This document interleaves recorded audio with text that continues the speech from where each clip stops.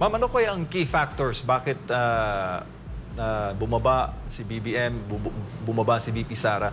Is it the issue or performance ng bawat opisyal?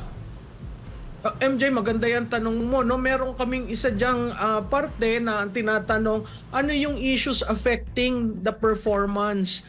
Makikita mo kay BBM, 92% job-related at yung non-job-related ay 8% lamang. Meaning, ang taong bayan hindi natutuwa sa kanyang job performance. Pag tiningnan mo naman si VP Sara, 51%. Ikinakabit ang pangalan niya sa ICC, kinakabit ang pangalan niya kay Kibuloy, kay Pastor Kibuloy.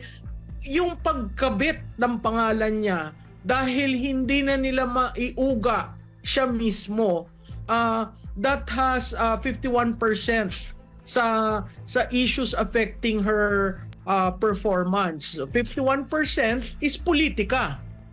Sinisira siya, inuuga siya.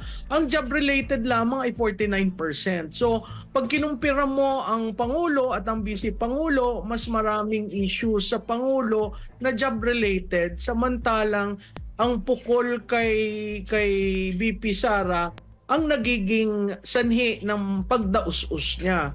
Pero, ako nga ang reading ko, sa tingin ko, tumigil na sila ng pagtira kay VP Sara kasi from VP Sara ikinabit siya sa tatay niya kay former PRRD, tapos nung hindi pa nila maiuga lumipat na sa charter change.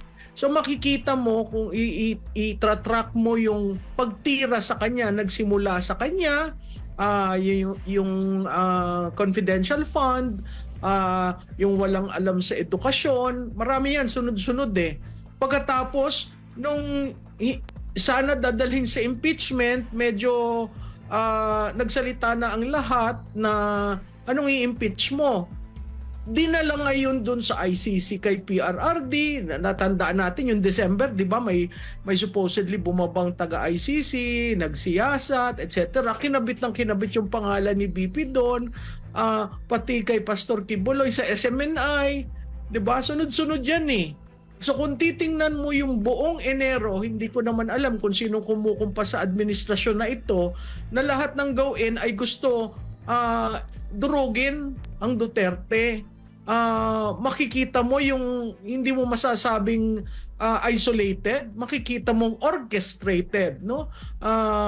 Kaya nakakagulat na she remains with more than majority sa approval at saka 46% sa trust.